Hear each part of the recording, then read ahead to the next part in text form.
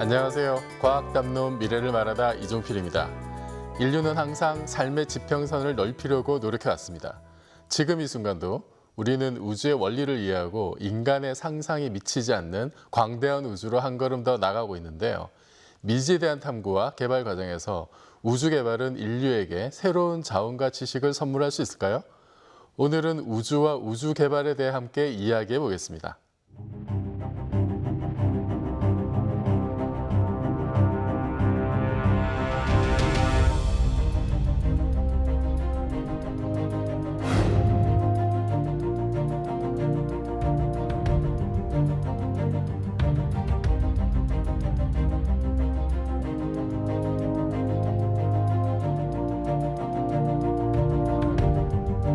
칠 75톤 그 엔진을 이제 주 엔진을 개발하는 게 이제 이번에 그 주 임무고, 그거를 10월 달에 발사하는 게 2단계 이제 임무가 되겠습니다.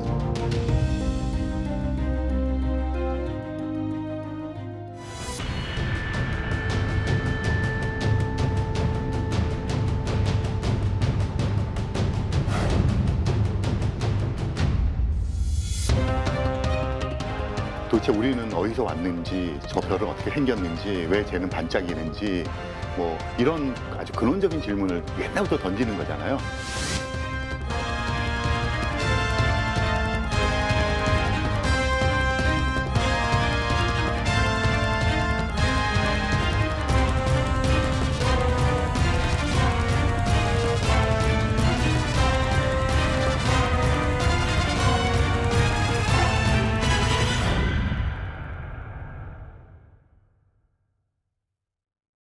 자, 오늘 자리를 함께 해주신 분들 소개해드리겠습니다. 먼저 한국항공우주연구원 임철호 원장님 나오셨습니다. 안녕하세요. 안녕하십니까? 네.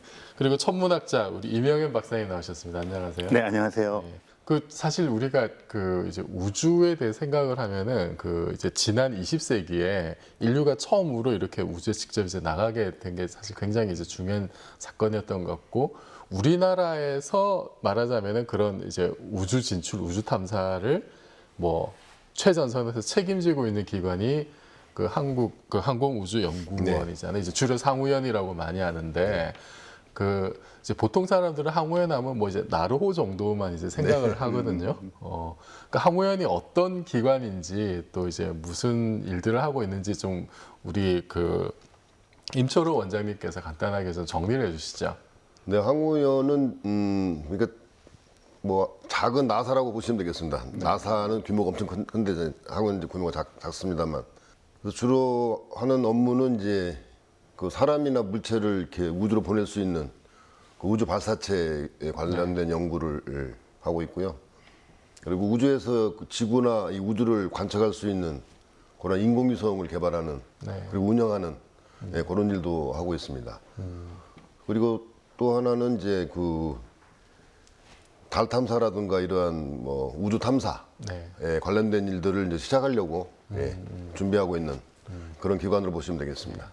사실 우리가 이제 우주를 직접 나간 거는 이제 20세기의 일이니까 인류의 긴 역사를 보면은 굉장히 최근의 일인 거잖아요. 그렇죠. 사실. 네, 얼마 안 됐죠. 네. 그런데 이제 우주로 인간이 직접 나가기 전부터 사실은 우리 인류가 밤하늘을 보면서 우주에 대해서 굉장히 많은 생각들을 해왔는데, 그 역사는 상당히 길잖아요.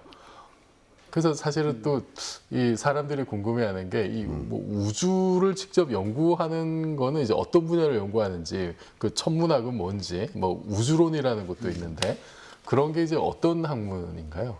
그러니까 천문학이라는 게, 그러니까 사실 지금 우주과학 말씀하셨지만 가장 최첨단의 기술을 사용하는 게 천문학인데, 또 한편으로는 천문학이 답하려고 하는 질문은 제일 오래된 질문이에요. 그러니까 도대체 우리는 어디서 왔는지, 저 별은 어떻게 생겼는지, 왜 쟤는 반짝이는지, 이런 아주 근원적인 질문을 옛날부터 던지는 거잖아요. 근데 그런 것에 대해서 답을 하려고 하니까, 예전에는 이제 천문학이 좀 철학적인 것이었고, 근대과학이 되면서 관측할 수 있게 되니까 빅뱅 우주론 같은 내세우고 이러잖아요. 근데 그걸 증명하기 위해서는 지금 우리가 가지고 있는 모든 과학과 공학이 합쳐져 있는 우주 망원경 같은 걸 만들어야 된단 말이죠. 그래서 천문학은 기본적으로 세상에 존재하는 모든 것에 대해서 그 근원을 한번 따져보는데, 그 따져보는 것들의 그 방식이 그냥 근인적인 것이 아니라 이제 아주 원초적인 것들을 찾아내는 그런 학문이다 이렇게 말씀을 드릴 수가 있죠. 보통 사람들의 뇌리에는 이제 나루의 실패와 성공 이게 굉장히 이제 크게 각인이 박혀 있고 그리고 그 이소연 씨가 이렇게 우주 간 것도 항우연에서 했던 네. 일이죠. 네. 그 두 가지가 사실은 이제 보통 사람들한테는 많이 기억에 남는데 네. 원장님께서는 그 항우연 지금 30년 역사 네, 봤을 때 뭐 가장 중요한 업적 내지는 기억에 남는 어떤 사건 이런 게 있을까요? 아무래도 이제 그 나루 2번 실패한 다음에 이제 성공한 게 제일 컸다고 이제 보고요. 또 러시아하고 협력을 해서 그때 예, 같이 그 했지만 실제로 그 기술이나 이런 거는 그 발사장 기술은 저희들이 실질적으로 이제 그 기술 이전을 받아가지고 했지만 발사체 자체는 저희들이 기술 이전을 받은 적이 없습니다. 네. 어깨너머로 이제 저희들이 좀 같이 일하면서 이제 배운 게 좀 있다고 보고요. 그리고 처음으로 이제 쏜 그 아리랑 위성 1호는 이제 저희들이 처음 개발해서 쏜 게 예, 그것도 한 맨 처음 쐈을 때 그때 1999년도인가 그때 처음 쏜 게 네. 처음으로 국내에서 이제 우리별 위성이라고 하는 대학에서 개발해서 쏜 거 그 이후로는 이제 그대로 그 자체적으로 그러니까 한 어느 정도 해상도를 갖는 그러한 위성을 이제 처음으로 개발해서 올렸던 것도 있고요. 그리고 항공 쪽에서는 아무래도 또 이제 뭐 물론 항공 쪽은 잘 모르시겠지만 또 그 드론 관련된 무인기 쪽 개발한 것도 이제 세계에서 처음으로 뭐 그 수직 이착륙 할 수 있는 그런 무인기 틸트로터형 개발한 것도 있고 뭐 그러한 것들이 각 분야별로 따지시면 이제 그 항공우주연구원이니까 항공 관련된 사업도 항공도 이제, 일부 있습니다. 많지는 않습니다만. 네. 그 우주로 나간 인류의 역사는 굉장히 긴데 이제 한국은 걸음만 한 개고. 근데 또 그런 얘기들도 있어요. 왜 우리가 굳이 또 우리까지 우주로 나가야 될까? 막 이제 이런 이야기들도 하는데 이명현 박사님, 우리 이게 사람들이 그런데 또 어릴 적 보면은 또 다들 우주에 대한 막연한 동경도 가지고 있잖아요. 그렇죠. 네. 이게 왜 그럴까요? 왜 우리 인류는 자꾸 우주로 나가려고 그러니까 하는 제가 거예요? 생각하기에는 이제 동상이몽인데 뭐 그 과학자들은 기본적으로 이제 호기심이 있잖아요. 그러니까 궁금한 거죠. 뭐 저 바깥에 뭐가 있는지 또 여기서 그 세웠던 가정이나 가설 같은 것들이 실제 적용되는지 그러니까 일단 궁금한 것들을 참을 수가 없으니까 나가게 되는 건데 이제 그것 갖고 정당화가 안 되니까 이제 여러 가지 이유를 붙이는 거죠. 그리고 뭐 엔지니어들은 뭐 당연히 자기가 만든 것이 그 인공적인 것들이 밖으로 나간다는 뭐 전체적으로 어떤 거대한 우주 담론을 하지 않더라도 그럴 것이고요. 뭐 아폴로 계획이 대표적이지만 미국의 그 소련과의 패권에서 그런 것들 증명하기 위한 작업이었잖아요. 그래서 그 제 생각에는 그러한 욕망들이 개인의 욕망, 과학자 욕망과 그 어떤 국가 전체적으로 흐르는 그런 것들이 합쳐진 것이 결국 우주 개발이고 그래서 뭐 한 가지로 이렇게 포장을 할 수는 없고 여러 것들이 한꺼번에 합쳐진 그러니까 결과 사실 아닌가. 20세기의 우주 네. 개발 이렇게 그 크게 그 융성했던 거는 사실 그 미소 간의 냉전 경쟁 그렇죠. 이런 게 네. 사실 그렇죠. 또 큰, 굉장히 비정상적인 결과였죠. 그게 사실 엄청난 또 추동력을 주기도 했던 것 네. 같은데 지금은 그렇진 않잖아요. 지금은 지금도 뭐 스틸 뭐 그런 분야는 이제 안보 국가 뭐 이런 분야는 지금도 스틸 많이 있습니다. 그러니까 냉전 같지는 않지만 네, 같지 않지만 서로 이제 뭐 그 서로 견제를 해야 되기 때문에 이제 뭐 이 중국이 부상하는 걸 좀 미국이 견제하기 위해서는 이제 상당히 그 전략적으로 우주에서 감시하는 여러 가지 뭐 이런 것들도 뭐 말하자면 보이지 않는 뭐 냉전 경쟁 이런 네, 보이지 않는 그런 그렇죠. 것들이 계속 작동을 하고 있죠. 네. 그러니까 1960년대 미소 간의 경쟁을 통해서 이제 학습 효과가 있잖아요. 그런 식으로 가는 것보다 여러 가지가 지금도 사실은 중국 같은 데는 우주 개발의 목적이 중화사상 고추잖아요. 아 그런가요? 그래가지고 뭐 변명이 필요 없어요. 그냥 하는 거예요. 그런 식이 되고 뭐 다 아시는 것처럼 인도 같은 데는 틈새 시장을 하는 거예요. 망갈리안이라는 거 미국과의 거의 10분의 1로 해서 그렇죠. 그렇게 경제적인 걸 노리는 거고요. 일본이 과학 위성이 굉장히 발달했거든요. 그렇죠. 발사체도. 근데 사실은 다들 의심하고 있잖아요. 군사적인 것들을. 그러니까 그런 식이 되니까 미국도 가만히 있을 수 없고. 그래서 그 60년대에 그런 무지막지했던 개발 경쟁의 학습 효과로 지금은 말씀하신 대로 굉장히 정교하게 서로 이렇게 나름대로의 이익을 취하면서 경쟁하는 단계인 것 같아요. 그러니까 저는 이제 좀 궁금한 게 그럼 우리는 왜 우주로 가야 될까? 이런 고민을 사실 대중적으로 많이 안 해봤거든요. 네. 그냥 남들 하니까 해야 되는 거 아니야? 이런 생각도 있는 것 같은데요. 어떤가요, 우리 임철 원장님? 사실 저희 나라, 우리나라도 아마 뭐 거의 그 처음 시작은 아마 국가 보안 안보 차원에서 아마 시작했을 거라고 저는 생각을 하고 있습니다. 왜냐하면 그 우리가 지금 계속 그 미국한테 의존하고 있는 것 중에 하나가 정보를 그 많이 의존하고 있지 않습니까? 네. 그러니까 뭐 저쪽 그 상대편 나라 쪽에 있는 정보를 저희가 이제 알기 위해서는 뭐 여러 가지 방법이 있는데 뭐 인공위성을 쓰던가 그렇지 않으면은 뭐 사람을 보내던가 또 다른 여러 가지 방법이 있을 수가 있는데 최근에 이제 주로 많이 하는 게 인공위성을 여러 대 발사를 해서 계속 그분들이 뭐 하고 있는지를 갖다 안다는 게 가장 그 직접적인 방법이거든요. 그래서 그런 차원에서 일단 그 시작을 했다고 저 보고요. 그런 면도 지금도 많이 강조되고 있습니다. 여전히 이제 현재도. 그런 면이 네, 현재도 많이 강조되고 많이 있습니다. 예, 현재도. 근데 그지만 이제 그것을 떠나서 이제 그거 말고도 이제 민간 쪽에서도 굉장히 많은 용도가 있지 않습니까? 우리가 이제 그 항법 위성을 이용해서 이제 그 이 핸드폰 뭐 시간 위치를 다 알 수 있는 거하고 GPS, 예, GPS 위성이 그리고 그렇죠. 이제 저쪽 기상 위성을 통해서 우리가 이제 그 기상 예보를 좀 더 확실하게 갈 수 있다든가 또 방송 통신 위성으로 이제 뭐 방송을 뭐 듣는데 이런 굉장히 많은 이제 민간 쪽에서도의 그 용도가 있기 때문에 예, 그런 뭐 면에서는 굉장히 우주 쪽에 이제 그 개발이나 이런 발전 도민이 많다고 보겠습니다. 네. 항우연에서 이제 그 하는 게 뭐 우주 뭐 탐사 그다음에 뭐 프로젝트도 이제 하신다고 했는데 네네. 또 사실 그 중에 좀 제일 중요한 게 말하자면은 발사체이잖아요. 일단 네네네, 운반해서 그렇습니다. 예. 지구를 탈출을 시켜야 되니까 지금 현재 진행 중인 그 발사체 사업 좀 더 구체적으로 좀 소개를 해주신다면요.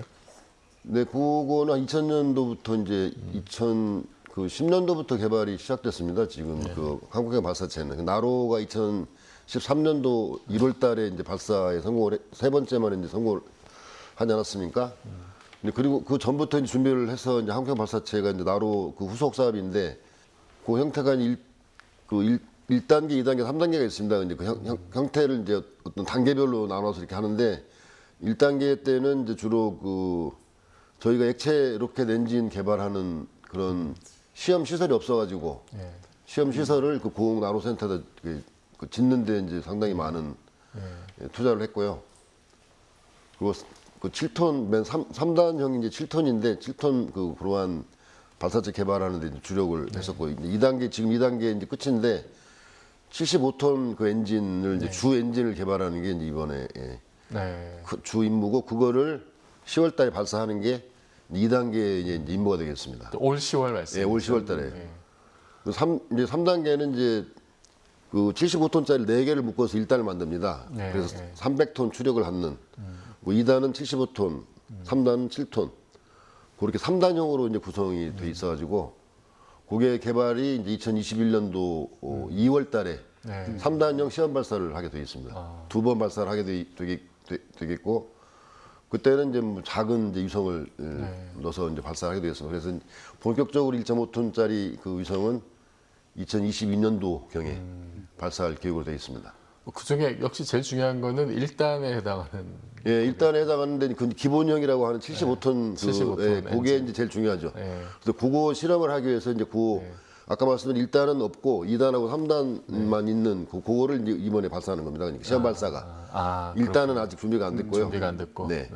그래서 75톤 우리가 개발한 기본형 엔진이 과연 정상적으로 작동을 하는가. 네, 그거를 이제 검증하기 위해서 발사를 하는 거죠. 그러면은 지금 앞으로 한 2, 3년 정도 굉장히 중요한 시기겠네요.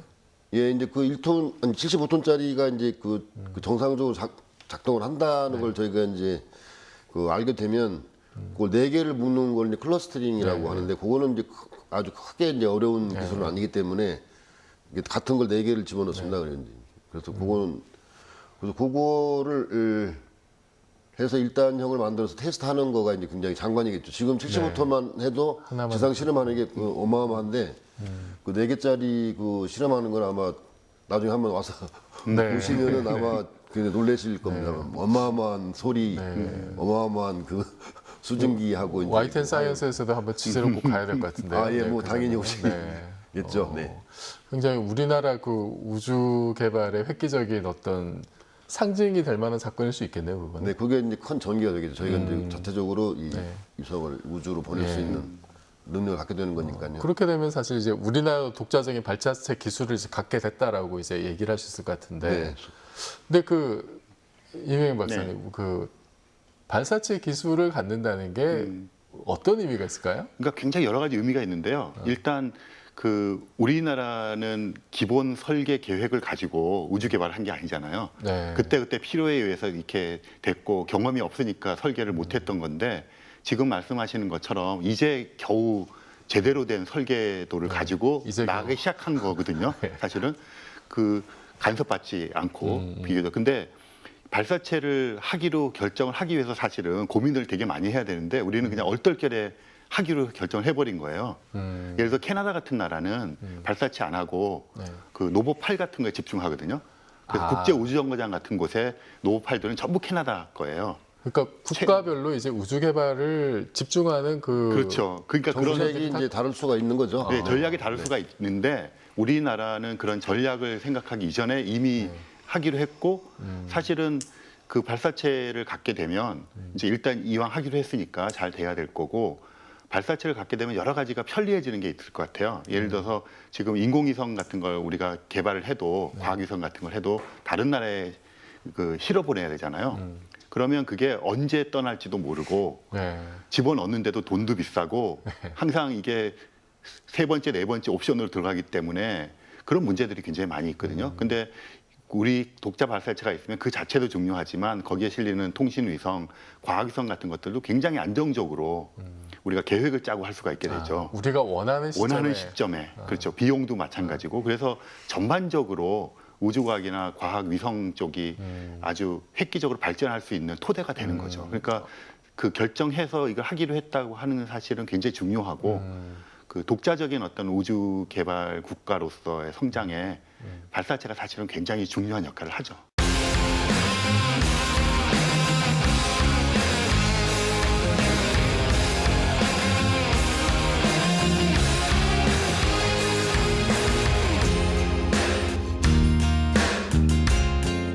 It's one small step for man,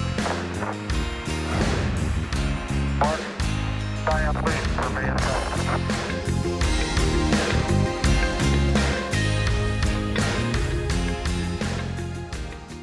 And liftoff. Liftoff. 66. Good control, station launch program reported from the blockhouse of Baikonur.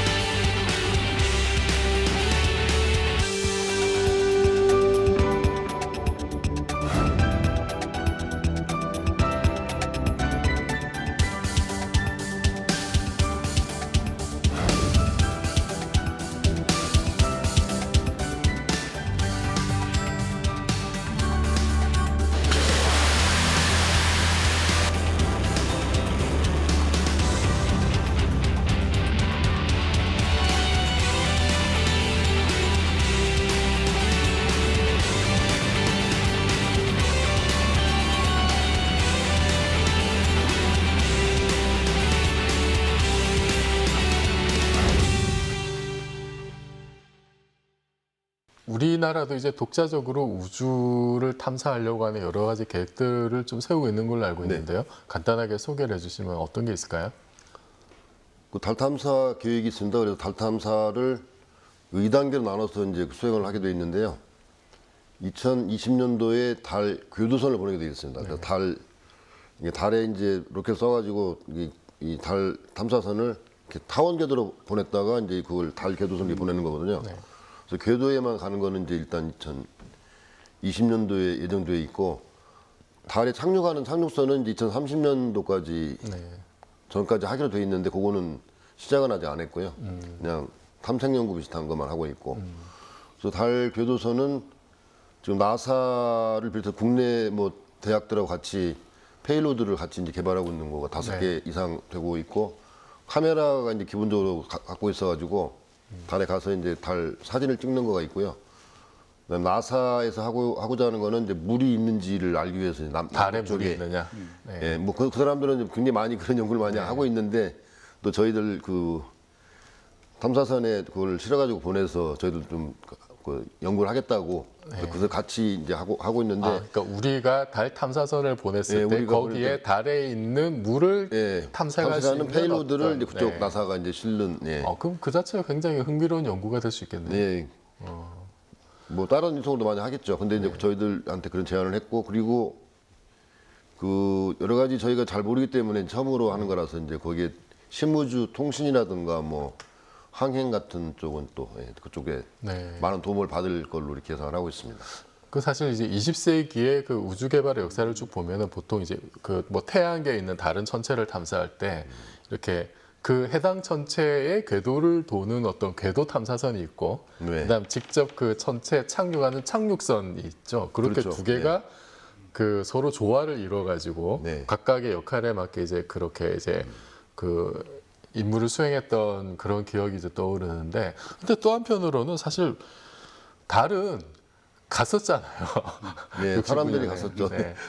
사람까지 직접 갔는데 왜 또 다시 달에 가려고 하는지 우리나라도 이제 뭐 가려고 합니다만 어떤 의미가 있을까요? 그게 좀 딜레마인데요. 사실 우리 같이 후발주자들은 그 60년대 이제 소련이랑 그 미국이랑 경쟁을 한 이후에 90년대 말부터 미국을 제외하고 유럽을 제외하고 일본이라든가 인도라든가 중국이 지금 달에 다 그 가서 탐사를 했거든요.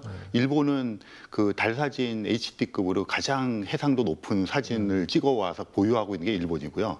그 물이 있다는 걸 알아내는 그 충돌 실험을 한 게 인도 위성이고 지금 중국은 로버가 있고 거기다 망원경을 세워가지고 표면에다가 옥토라는 로버가 내려갔었죠. 네, 그래가지고 활동을 하고 있단 말이에요. 그래서 그 각각 나름대로의 이유들이 있어서 하는데 그렇게 경쟁이 붙다 보니까 유럽도 그렇고 미국도 이제 다시 달에 관심을 갖고 가게 돼서 이제 그 파트너가 우리가 된 건데 그러다 보니까 우리가 달에 가는 목적이 되게 애매해요. 사실 왜냐하면 지금 그런 식으로 뚜렷하게 뭘 했던 곳들에 다시 하는 것도 아니고 우리는 그 원장님 말씀하신 대로 그 달에 가는 기술을 지금 확보하는 게 되게 중요한데 달에 가는 일단 원천 기술 그렇죠. 원천 기술 확보인데 원천 기술 확보라는 게 항상 정당화되기가 되게 힘들잖아요. 그래가지고 뭐 새로운 결과를 가시적인 성과가 낼 수 있는 게 아니니까. 없단 말이에요. 네, 그래서 그런 게 정말 우리나라 지금의 딜레마인 게 항우연 입장에서는 그렇게 해서 단계 나가고 싶은 마음인 건데 일반인들이 보거나 정부에서 보거나 할 때는 도대체 그런 식의 해서 뭘 하겠다는 거 이런 식의 비판이 있을 수 있고 세금 낭비가 있을 그런데 언젠가는 거쳐야 될 일이라고 봐요. 그러니까 발사체에서 나로하면서 비싼 대가를 우리가 치르고 했듯이 달도 저는 그런 면에서는 긍정적으로 보는 게 일단 우리가 직접 해보는 것들 그런데 거기까지는 용납될 수 있을 것 같아요. 근데 그런 것이 1차 단계를 거치고 나서 그 다음에 달에 또 그냥 그런 식으로 가겠다는 건 용납이 안 될 것 같아요. 그러니까 그런 준비를 우리 이제 할 수 있는 단계에 온 것 같고 그래서 그런 딜레마를 극복할 수 있는 우리들만의 그 프로그램을 그 지금부터라도 좀 탄탄하게 개발을 하지 않으면 두 번은 용납을 안 해줄 것 같아요, 국민들이. 그러니까 아니, 최근에도 보면 일본이 이제 그 달에 있는 어떤 동굴, 그 사람이 살 수도 있을 것 같은 그런 데 대한 어떤 입체 영상 지도를 사실 뭐 만들어서 달기지로 뭐 향후 뭐 하려고 한다 이런 뉴스도 이제 본 적이 있고 뭐 중국은 그 이제 창업 프로젝트죠, 그게. 그렇죠, 그거 창업 프로젝트라고 해서 그게 벌써 옥토라는 그 무인 탐사 로버가 내려가 우리나라 사람들 잘 모르더라고요. 잘 모르죠. 이미 내려가 있고 창업 5 프로젝트가 있죠. 원래 뭐 올해인가 이제 가려고 했는데 연기가 돼가지고 그게 이제 제가 알기로는 가서 그 달 표면에 있는 운석을 한 2kg인가 회수해서 가지고 오는 계획이 있는데 네, 그렇게 해서 이제 블록 같은 거 나중에 만들려고 하는 계획을 하고 있는 거죠. 그런 어떤 그러니까 보면은 중국이나 일본 같은 경우에는 달에 가는 목표가 굉장히 사실 좀 구체적이긴 해요. 그 우리도 이제 탐사선 이렇게 먼저 돌리고 그 다음에 착륙선이 직접 내려 보내는 그 로버 같은 거 그게 이제 2030년이라고 하셨는데 뭔가 우리도 거기에 달 표면에 이렇게 탐사선 내려갔을 때 구체적인 어떤 임무 같은 게 있을까요? 이 구체적인 임무 같은 걸 저희들이 지금 찾고 있는 거고요. 네. 그 지금 그 우주 탐사라는 게 본래 이제 그 달에도 지난번에 갔을 때도 마찬가지지만 일단 가기 전에는 무인 탐사선을 보냅니다. 네. 사람이 가기 전에. 왜냐면은 사람이 바로 갈 수는 없지 않습니까? 뭐 어떤 위험이 도달하고 있는지 모르기 때문에. 화성도 마찬가지고, 화성도 뭐 가려면 이제 굉장히 시간이 많이 걸리지만, 그걸 하기 위해서는 계속 무인 탐사선을 보내서 그 달에 대한 여러 가지 정보를 얻고, 지금도 이제 물론 화성에도 가 있죠. 네. 무인 탐사선들이. 그래서 그러한 것들이 결국은 앞으로 해 나갈 사람이 가기 위한 네. 그런 어떤 단계라고 보시면 되겠습니다. 그게. 그리고 우리 거기에 또 첫 발을 뗐다. 그러니까 그런 것들을 이제 저희들이 이제 물론 유인 탐사를 저희 독자적으로 하기는 저희들은 이제 그런 그 어떤 캐패시티가 이제 모자라기 때문에 저희는 아마 국제 협력으로 이제 할 것 같은데 앞으로 이제 뭐 먼 훗날 그래서 그런 것들이 아마 거기 그 사람들이 가기 위한 어떤 첫 단계로서 어떤 일부의 그 미션을 수행하는 걸로 이해를 하시면 되겠습니다. 네. 네, 지금 말씀하신 거 조금 보충을 하면 달이라고 하는 플랫폼 자체보다도 더 멀리 볼 필요가 있을 것 같아요. 그러니까 우리나라에서는 아직 구체적으로 뛰어들지는 않지만 소행성 같은 것들은 여러 군데서 관심을 보이고 있지만 굉장히 좋은 그 달 다음 타겟이 될 수가 있고 그걸 바탕으로 화성 이렇게 가는 좀 유기적인 그러니까 그동안은 우리가 떨어진 미션에 급급했다면 그 이제는 조금 그런 여유도 생기고 경험이 있으니까 그렇게 좀 설득력 있고 구체적인 것들을 아마 생각을 많이 하고 계실 텐데 조금 더 과감하게 하셔도 되지 않을까 저는 그런 생각을 해봅니다. 아니, 그러니까 달에 머무르지 말고. 아니 그러니까 그거가 이제 사실 그 우주개발 기본 계획이 이제 그 5년마다 한 번씩 바뀌죠. 바뀌는데 올해 초에 그게 확정됐거든요. 네. 거기에는 먼 미래에 이제 그 아까 말씀하신 뭐 달, 소행성, 화성 이러한 우주 탐사도 이제 할 계획으로 돼 있다는 거는 이제 그 선언이 돼 있습니다. 거기에는 예. 구체적으로 어떻게 하겠다는 거는 아직 들어가 있지 않지만 앞으로 그런 일들을 하겠다는 거는 들어 있거든요. 그 우리는 이제 뭐 달에 가니 많이 이러고 있지만 사실 다른 뭐 선진국들은 보면은 지금 태양계 전체를 사실 또 이렇게 뭐 탐사를 하고 태양계 밖으로 나가 우주선도 있고요. 지금 인류가 직접 우주를 탐사하고 있는 게 어디까지인가요, 지금? 지금 직접 간 게 제일 멀리 간 게 보이저 1호입니다. 보이저 1호죠. 그게 1977년에 발사한 건데 대충 명왕성의 한 3배 정도 거리 그렇게 가고 있어요. 태양계를 완전히 벗어나서 그러니까 태양계라는 게 지금 이제 보도 나온 보이저 1호가 태양계를 벗어났다 이렇게 얘기하는데 그게 이제 태양으로부터 나온 입자라든가 뭐 웨이브, 쇼크 웨이브라 이런 거에 영향권을 좀 벗어나고 있다.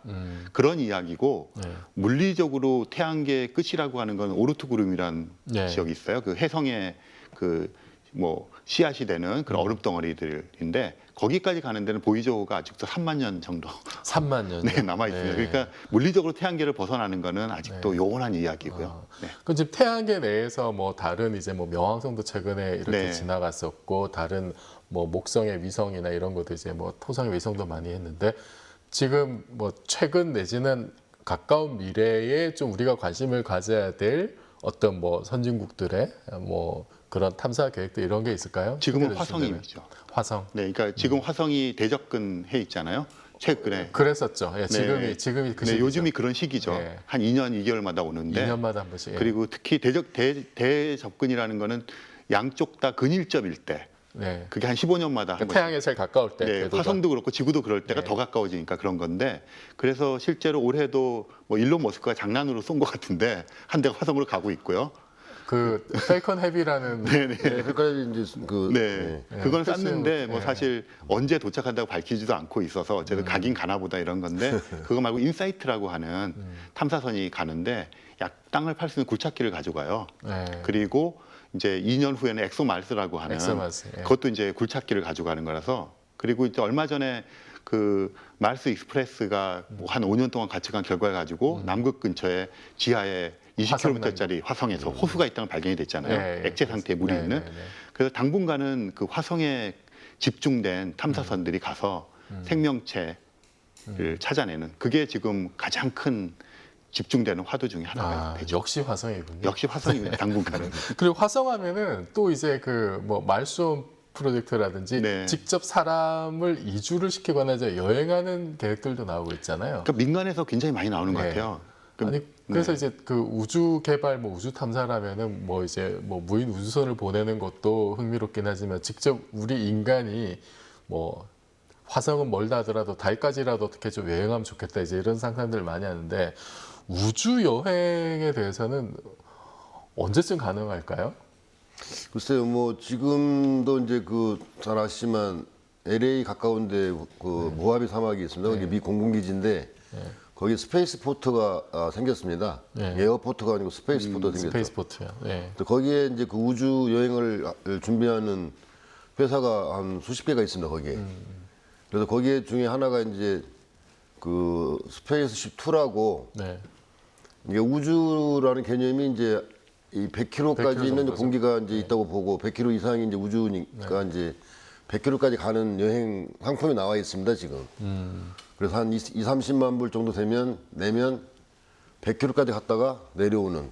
그 블루 오리진인가 그런 블루 회사가 오리진도 그런 거 있고 하고 있죠. 이제 그 여러 개 회사들이 있습니다. 지금 현재 거기서 경쟁하는 회사들이 많습니다.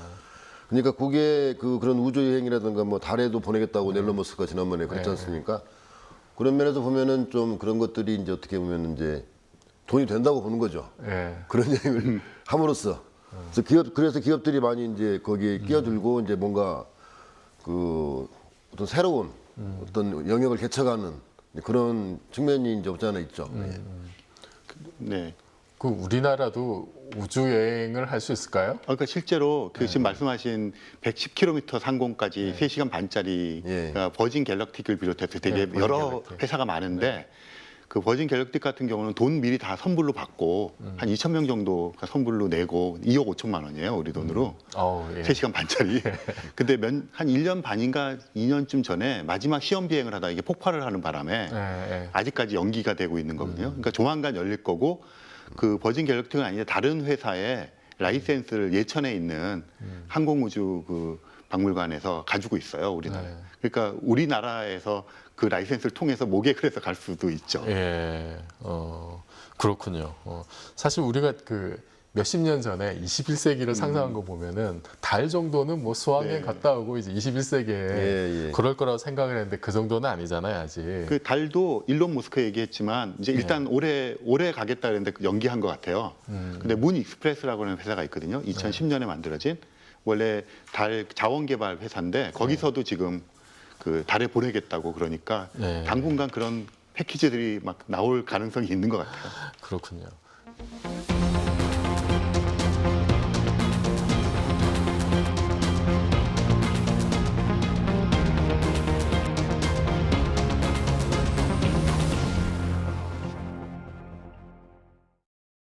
그 사실 선진국도 방금 이제 말씀하셨습니다만은 그 이렇게 뭐 나사가 직접 하는 건 아니지만 민간에서 그런 뭐 우주여행 회사들도 있고 그리고 지금 뭐 화성에 이제 굴착기가 딸린 탐사선도 보내고 하는데 지금 그러니까 말하자면 우주 개발의 프론티어라고 할까요?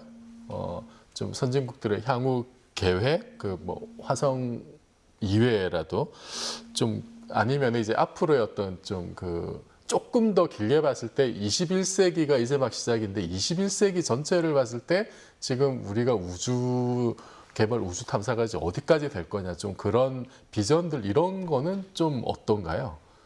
천문 우주학적인 관심에서 오리진에 대한 것 관측하는 그런 쪽이 하나가 축이 있고 그러니까 우리 근본이 무엇이냐? 근본적인 우리가 어디서 그거는 이제 왔느냐. 지금처럼 네. 뭐 유호라이즌스라든가 이래서 명왕성 탐사하듯이 그런 탐사선들이 계속해서 발사가 꾸준히 될 거고요. 그러니까 더 멀리, 더 깊이 이번에 태양으로 또 발사가 네. 한 대 됐잖아요. 그렇죠. 파커 그런 거. 그런데 또 한편에 그거는 이제 그전에 하던 대로 그대로 갈 것이라고 예상이 되고 사실은 계획들이 있습니다. 뭐 유로파 탐사선도 있고. 근데 또 한쪽 축이 중요한데 개발 축입니다. 그러니까 소행성 그 탐사 같은 것들이 원래 플라네테리 리소시스 같은 회사가 2012년에 생기면서 민간 개발 그렇게 나오니까 이제 미국 나사 같은 데서도 부랴부랴 뛰어들어서 우리도 하겠다 이렇게 된 거거든요. 그렇게 되니까 룩셈부르크 같은 나라들은 투자를 하기 시작했고 네. 지금 중국도 소행성 그 채굴을 하겠다고 나섰고 그러니까 소행성에 뭐 이제 돈 되는 돈 되는 광물이 거, 많다고 네, 이제 그렇죠. 뭐 백검이 그렇게 있다든지 그러니까 예, 이제. 뭐 그런 거겠죠. 네. 네, 일본은 하야부사라는 게 가서 소행성 샘플을 가지고 왔고 그랬었죠. 하야부사 2가 네. 지금 달려가고 있고, 가고 있고. 그래서 당분간은 소행성을 비롯한 달도 그냥 가는 것이 아니라 뭐 거기서 블록을 만들어서 한다는 등 뭐 이런 얘기 나오듯이 지금 이제 뭐 산업화로 넘어가는 산업화로 단계라고 볼 넘어가는 수 거 있나요? 같죠. 그래서 네. 두 가지 축으로 갈 것 같아요. 그러니까 한쪽 축은 소행성과 당장 달을 그 개발하고 하는 산업적인 측면이 있을 거고 나머지 오리진 쪽은 계속해서 아무래도 갈 수밖에 없을 것 같아요. 그러니까 그 오리진이라는 거는 사실 우주 자체에 대한 연구. 그렇죠. 네, 이제 지금 뭐 이제 그 목성이나 토성들의 위성들이 타겟이 되고 있거든요. 생명체라든가 이런 면에. 그 다음에 가보지 않았던 이제 태양 같은 곳들 다시 수성과 금성에서 다시 보내기 시작하거든요. 이런 식의 이제 그 근원적인 것에 대한 질문에 답하는 것이 뭐 당연히 계속 될 거고요. 근데 이 개발이 구체적으로 굉장히 개발 탐사가 될 거라고 생각이 됩니다. 네. 여기에 비하면 사실 우리는 굉장히 좀 늦은 면도 있고 그리고 이제 뭐 규모나 뭐 이런 게 사실 좀 왜소한데 선진국에 비해서 어떻게 우리 뭐 항우연뿐만 아니라 전반적인 우리나라의 어떤 뭐 우주 과학 기술에 대한 어떤 그 뭐 비전이랄까요? 우리가 가져야 될 어떤 자세랄까요? 이런 거는 어떻게 돼야 될까요? 그래서 아까 금방 말씀하신 대로 어떤 우주 그 자체를 연구하는 네. 예, 그러한 어떤 그 우주 과학 분야가 있을 거고요. 금방 말씀하신 대로 이제 그 상업용으로 네. 달에 가서 이제 헬륨 3를 뭐 가져온다든가 뭐 이런 네, 이제 네, 네. 자원이라든가 또는 뭐 예를 들어 가지고 우주에 그 굉장히 큰 네. 그 태양광 발전소를 져가지고 이제 지구로 뭐 에너지를 에너지를 보낸다든가 보내요. 네. 또는 이제 뭐 지구 궤도에다가 여러 가지 뭐 우주 호텔을 짓는다든가 그래서 뭐 신혼여행을 그리 보낸다든가 이런 상업적인 면에서 또 하는 일도 굉장히 많습니다. 지금도 현재. 아까 말씀하신 이제 소행성 가서 이제 무슨 백금 캐온다든가 뭐 이런 것들도 그런 것 중에 하나겠죠. 일환이겠죠. 근데 그런 것들은 아직 그러니까 그 명확히 그러니까 지금 어떤 행성에 가서 뭘 가져겠다 이런 건 없는 거죠. 아직은. 네. 아니요. 좀 먼 미래의 일이 될 거고요. 그래서 우리 같은 경우도 이제 그러한 뭐 대학을 중심으로 하는 또 우주 과학 또 천문 연구소라든가 이쪽에서 하는 그러한 일들은 계속 그 진행되고 있고요. 또 이제 이쪽에 저희들이 하고 있는 이제 탐사라든가 뭐 이런 거는 이제 인공위성이라든가 이런 것들 개발하는 거는 굉장히 상업적으로 이제 그거를 쓸 수가 있고 저희들도 이제 그 인공위성을 운영하고 있는데 그거 외국에다가 사진을 굉장히 많이 팔고 있습니다. 저희 아, 현재. 그래요? 예. 그러니까 상업적으로도 이제 그게 뭔가 이제 물론 저희가 직접 하는 건 아니고 저희 이제 뭐 다른 회사에 부탁을 해서 이제 거기서 그 사진을 팔고 또 수십억 정도 이렇게 매년 그 팔거든요. 네. 그러니까 유성이 많아지면 많아질수록 그런 게 많아지죠. 점점 더. 그리고 이제 그 일반 학생들이라든가 이러한 그 우주 그 키드들 그 매니아들이 또 많이 있습니다. 그래가지고 이제 발사체를 이제 구체 뭐 이렇게 만들겠다. 뭐 인공위성 그 작은 요새 그 큐브위성이라고 작은 위성도 있지 않습니까? 그래서 그거 뭐 사업하겠다는 사람들도 있고 그래서 계속 우리나라도 그런 그 어떤 과학 우주 과학하고 이쪽에 이제 상업성이 관련되는 그런 그러니까 것들이 뭐 같이 이렇게 발전하고 있는 그러니까 하나의 좀 새로운 생태계를 만들자는 말씀. 예, 새로운 생태계가 조성되고 있습니다 현재. 조성되고 예. 있다. 근데 거기서 또 중요한 게 사실은 우리 일반 국민들, 특히 이제 어린이들이 이제 그 여기 나오신 분들도 그렇고 저도 그렇고 어릴 때 우주를 보고 품었던 꿈과 희망 이런 게 이제 있는데 지금 어린 세대들도 사실 그런 우주에 대한 동경과 그런 꿈을 가질 수 있는 여러 토대들이 사실 있어야 되잖아요. 그 이명현 박사님 같은 경우에는 이렇게 그 대중 강연도 이제 많이 하셨는데 우주에 대한 관심도 상당히 높죠 지금. 그렇죠. 어떤가요? 이제 뭐 과학 우주에 대한 관심이 사실 뭐 문학에 비해서 10분의 1밖에 안 되지만 아 그런가요? 네, 현장에서. 근데 어쨌든 과학 쪽에서는 뭐 최근에는 이제 뇌과학이라든가 이런 쪽이 더 관심이 많지만 여전히 우주에 관심이 많이 있죠. 근데 그게 이렇게 네. 좀 해소되는 통로가 많이 좀 부족하지 않나요? 네, 그러니까 지금은 좀 이렇게 산발적으로 개별적으로 되는 것 같아서 지금 그 원장님 말씀하신 것도 그렇지만 지금 우리나라가 이제 그런 변환기에 있어서 제 그냥 개인적인 생각은 우주 항공우주청 같은 것들이 만들어졌으면 좋겠고요. 아예 정부 네, 차원에서. 그러니까 지금 네. 민간에 맡기기엔 너무 부족이니까 그렇게 되고 민간에서도 미국의 행성협회라든지 네네. 이런 식의 조직이 좀 조직화될 필요가 있지 않을까. 그래서 지금은 뭐 제 개인적인 생각 항공우주청으로 좀 승격을 했으면 좋겠고, 항공우주청. 네. 그다음에 민간 단위에서 행성협회 같은 네. 그런 좀 전체적으로 아우를 수 있는 조직이 그러니까 그럴 토대가 지금 마련은 된 것 같거든요. 예. 그래서 좀 적극적으로 해서 그렇게 되면 조금 더 붕업을 일으킬 수 있지 않을까. 항공우주청 어떻습니까? 우리 원장님 생각. 아이 뭐 항공우주청이 생기면 좋겠죠. 예. 근데 제가 볼 때는 아까 이제 지금 말씀하신 거 말고도 이제 그 미국에 있는 그분들이 이제 IT 쪽에서 또 돈을 벌어서 우주에 투자하는 분들이 이제 주로 이제 어릴 때 봤던 그 네. 스타트rek이라든가 뭐 이런 네. 영화, 스타워즈 뭐 이런 것들의 영향을 많이 받았다고 이렇게 맞습니다. 말씀을 하거든요. 그러니까 우리도 그런 SF라든가 네. 그런 어떤 그런 프로그램들 뭐 그런 것들에 대한 거를 좀 많이 개발을 해서 그 꿈을 갖다 이렇게 키워줄 수 있는 네. 그 문학이라든가 이런 소설이라든가 영화 뭐 이런 것들이 많아지면 아마 영 제네레이션들이 많이 그 좋아하지 않을까 이렇게 생각을 사실 합니다. 저는 이제 어릴 때 그 달에 갔던 세턴 5형 로켓을 보고 사실 우주에 대한 꿈을 키웠는데 지금 우리 어린 세대들은 항우에서 만든 뭐 나로 로켓이라든지 네. 우리 한국형 로켓을 보고 꿈을 키웠으면 좋겠다. 네, 일부 그런 생각이 분들도 들어요. 많이 저희 연구소에 굉장히 많이 옵니다. 그 방문객들이 예. 1년에 뭐 한 몇십만 명씩 오는데요. 나로 우주센터하고 이쪽 다 합쳐가지고 그래서 대부분 다 앞으로 학생들도 많이 이렇게 항우연이 그런 어떤 그 우주 과학 문화의 좀 중심지가 되면 참 좋겠구나 이런 생각이 좀 많이 듭니다. 네, 그런 프로그램들 특히 방학 때 그런 우주 캠프라든가 이런 걸 많이 진행을 하고 있습니다. 그래서 굉장히 호응이 좋고요. 네. 예. 그 사실 보통 사람들은 이렇게 우주를 보면서 아름답다, 뭐 이제 또 미지의 세계다 그런 동경을 가지고 있는데 우리 이명현 박사님은 이제 직업으로 우주를 연구하고 이제 천문학을 하시고 그러면서 이렇게 보는 우주의 모습이 이렇게 있는데 그런 천문학자로서의 어떤 그 삶의 관점에서 봤을 때 앞으로 이제 우주가 어떻게 될 건지 좀 그리고 그 우리 자라는 세대에게 좀 우주와 관련해서 어떤 말씀을 좀 들려주고 싶으신지. 저는 처음에 아마추어 천문가로 그냥 별을 좋아하는 네. 그로 시작을 해서 천문학자가 되었다가 지금은 이제 주로 대중과 접점해서 그런 걸 알리는 작업을 하고 있잖아요. 네. 그러다 보니까 이렇게 우주라는 것에 대해서 뭐 그런 느낌 막연하고 동경스럽고 경이로운 느낌이 있잖아요.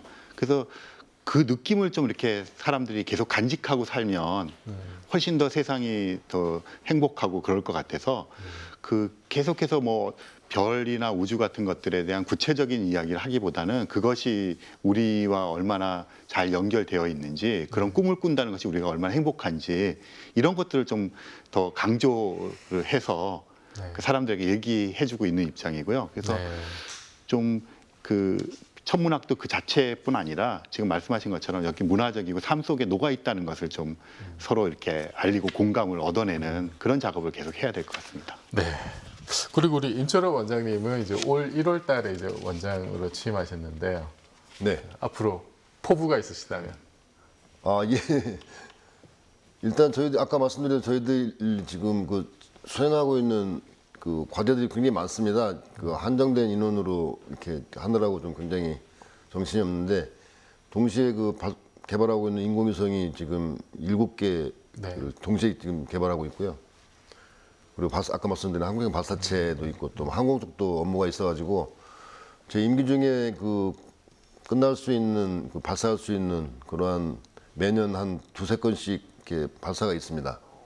그래서 현재 하고 있는 이러한 일들이 이제 제대로 마무리 잘 될 수 있도록 하는 게 제 첫째 임무고요. 그리고 아까 말씀드린 대로 이제 점차적으로 저희들이 하고 있는 하드웨어 개발들, 인공위성이라든가 발사체는 기업으로 아마 점점 이제 넘어갈 거고요. 네. 선진국처럼. 저희들은 아마도 우주 탐사라든가 이런 어떤 그 우주 활용 쪽, 인공위성 데이터 처리라든가 이런 약간 소프트웨어적인 거를 저희들이 많이 앞으로는 해야 될 거라고 생각을 하기 때문에 이제 그러한 것들을 점차적으로 준비를 하는 네. 그러한 식으로 지금 일을 수행을 하고 있습니다. 네. 네. 그 사실 우주 개발 초기에 보면은 뭐 미국도 그렇고 소련도 그렇고 위성을 쏘면은 10번 쏘면 5번 이상 실패를 한 경험들이 사실 많았다고 하더라고요. 네. 우리 좀 국민들도 이렇게 좀 뭔가 일이 잘 풀리지 않더라도 좀 너그러운 마음으로 좀 관심과 격려를 앞으로 좀 계속 보내주신다면은 우리나라도 새로운 우주 시대로 진입하는 데 큰 도움이 되지 않을까 그런 생각이 듭니다. 감사합니다. 네, 오늘 두 분 말씀 고맙습니다. 네, 감사합니다. 감사합니다. 우리는 모두 별에서 온 존재라고 합니다. 우주와 별에서 온갖 원소들이 만들어지지 않았다면 지금 지구와 우리 인간은 존재하지 않았을 겁니다. 그래서 우주를 향한 우리의 동경은 마치 명절마다 고향을 찾아가는 일종의 회귀 본능일지도 모르겠습니다. 이제는 우리도 우주로 첫 발을 내딛는 나라가 되었습니다. 남들보다 많이 늦은 만큼 더 큰 애정과 관심이 필요하지 않을까요? 다음 시간에 뵙겠습니다. 고맙습니다.